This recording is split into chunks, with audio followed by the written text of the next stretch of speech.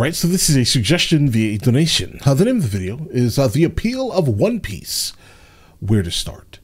Let's check it out. Guys. For a while now, there has been a certain ominous shadow cast across this channel. Okay. You see, as a YouTuber, I'm generally known for 4 things. The name of the channel is Super Eye Patch Wolf, guys.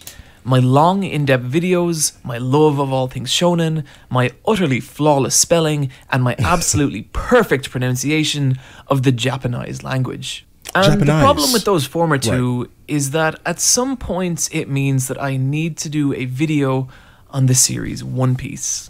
Which is fine. Wait, how long is this? 14 minutes? Bro, that's not enough time. All right, just so you know. I don't think you're going to get it all in 14 minutes, but we're here. I like One Piece quite a lot, in fact. But the issue comes from how insanely long the series is, currently residing at its 833rd chapter. And just the as many new staggering characters breadth of its also. world, which, according to the One Piece wiki, has currently 866 named characters. I know because I counted, and it took a... Pretty sure there's more than that, though. Long time. So how does one talk about such a massive series like One Piece? Go ahead. Well, the answer that I've come to, at least, is the same way that one devours a whale. And that is... Slow? Piece by piece. Okay, piece by piece. All right. One piece. Fuck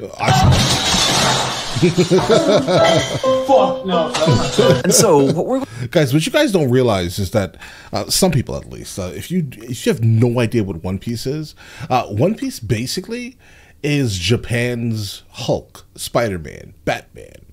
Guys, just think about that for a second, right? That's theirs.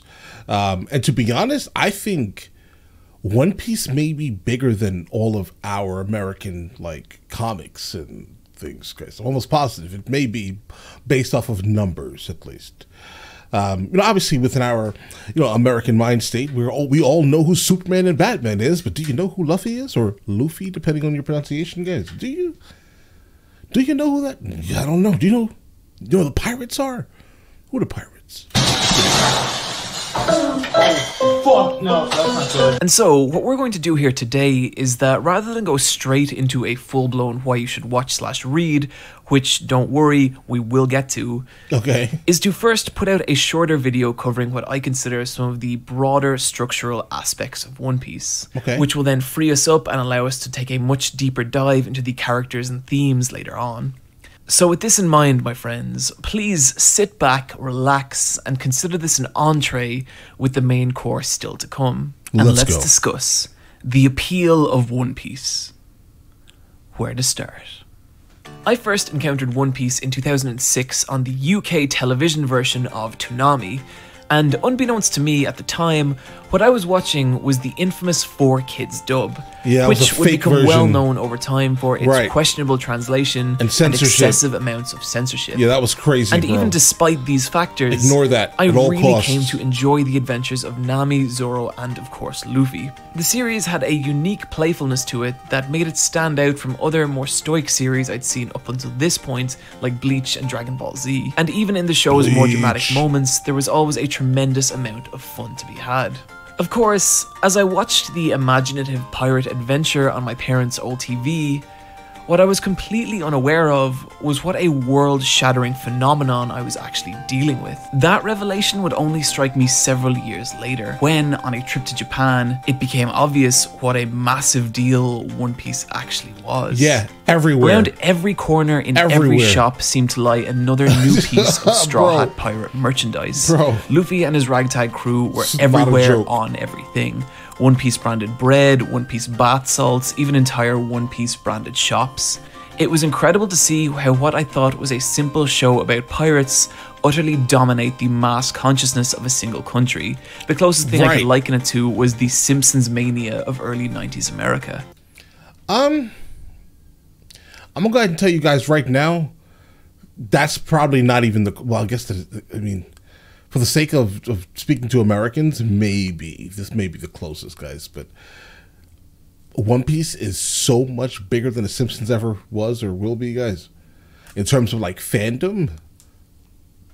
Guys, the whole side of the world outside of us are just it's completely fixated with One Piece, bro. The entire world. Okay, so just so you know. This was, of course, before I started looking into things like global sales figures and weekly shonen rankings. And if I had, I would have known things like the fact that One Piece has sold over 400 million units worldwide, making it the third biggest selling comic in existence. I would have given it number one somehow, guys. I'm telling you guys right now. Or at least within my lifetime, this is number one. I was born in '86, guys. Right? And I can definitely tell you that I think that within my lifetime, only that time period, I think this is in fact number one. Like if we start talking about like our grandparents' lifetime, then obviously Superman and Batman, Spider-Man, they're going to be pretty much at the tops, guys, right? But all right, yeah, guys. For me personally, my generation, my era of living, this is number one. Recently beating out Spider-Man for the number 3 spot, leaving only Batman and Superman ahead of it. And even then, in 2016, Batman sold 1,859,956 units, and Superman sold 828,069 units. And you could even roughly double the sales of both series by taking into account all their offshoot titles. And it still wouldn't even come close to the 12 million in sales that One Piece sold that same year. And where things really start to get crazy is that if these trends were to continue and One Piece were to run for another decade, it would nearly certainly surpass Batman in lifetime global sales. And if it were to run for another 2 decades, which for Oda's sake I hope doesn't happen, it would surpass even Superman, becoming the biggest selling comic in existence. Now, I'm not saying I think this will happen, but it's a hell of a thing to consider. Guys. And so, how has a series about a pirate boy made of rubber managed to capture the hearts and minds of so many people worldwide? Well, to put it simply, the primary appeal of One Piece is the simple premise of adventure. And yes, that is also the core concept of countless other shonen series, but nothing really captures the same sense of scale and exploration as the world of pirates. Our hero on this voyage is the energetic young pirate, Monkey D. Luffy. Luffy is a simple character with a simple goal, to find the mysterious treasure only known as One Piece, and in doing so, become king of the pirates. This was Luffy's primary motivator from chapter... Don't worry, it'll happen one day. 1 and remains so in chapter 834. And this keeps Luffy's journey along the one distinct path, which is a concept surprisingly unique to One Piece. In most other shonen series, our heroes will go on several different large adventures throughout the course of its run, and these are what make up the arcs. But in One Piece's case, it's always the same journey along the same path, to the point that you can actually chart Luffy's route out on a physical map. And the sub-arcs come from the various different islands or landmasses the crew encounters along the way. This works particularly well as it makes the core story of One Piece very easy to understand, while also allowing for a massive amount of variety in the series sub-arcs. Some can be very simple, like the Barty arc, in which the Straw Hats visit a famous sailing restaurant in order to recruit a chef. Or very complicated like the Dressrosa arc, in which the crew must untangle a web of political intrigue and face down a vicious and tyrannical false king. And because of how the arcs are structured, with literal massive quantities of ocean between them, there's no real limit to the kind of stories One Piece can tell.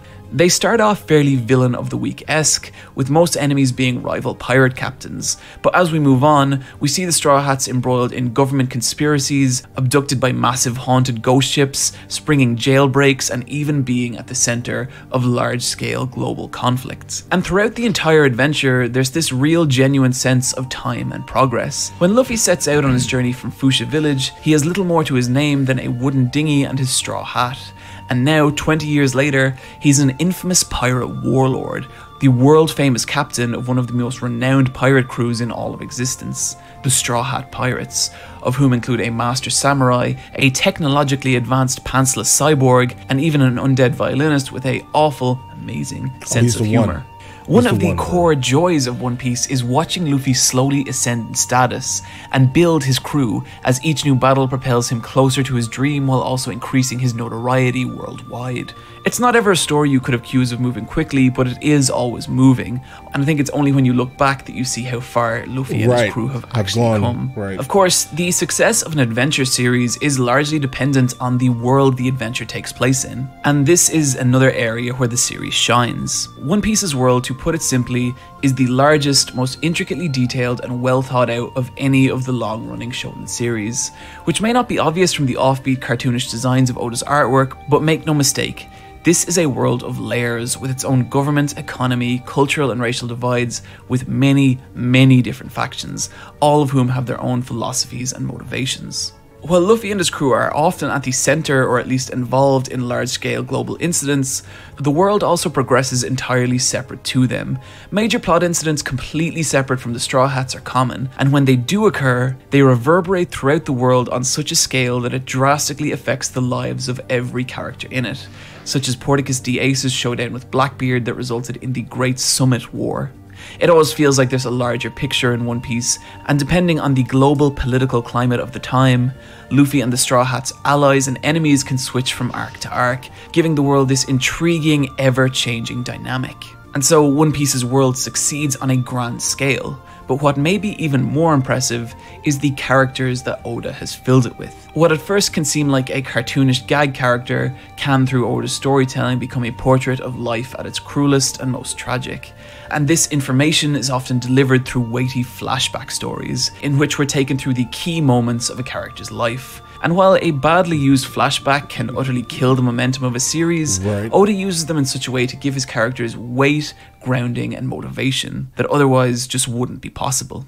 Guys, he presenting like this very specific thing is probably better than I could probably ever describe why this is easily one of the greatest series manga, right, that has ever existed, like, in our lifetime, guys, right? I mean, I think this is the reason, right? I mean, it just makes me smile to encounter this, right? I mean, like, I wish I could go back to the time where I didn't know it existed and start back at the first iteration of it and just start reading it again, guys. Like, I mean, this is one of these absolute brilliant things that I kind of wish everyone could encounter at least once in their life, guys. Just understand that, like, you can be this boring, stretchy thing, all right? But if you just keep working at it, right, you'll become the king of this I mean, listen, you'll still be a boring, stretchy thing, but you'll be the king of that very specific thing.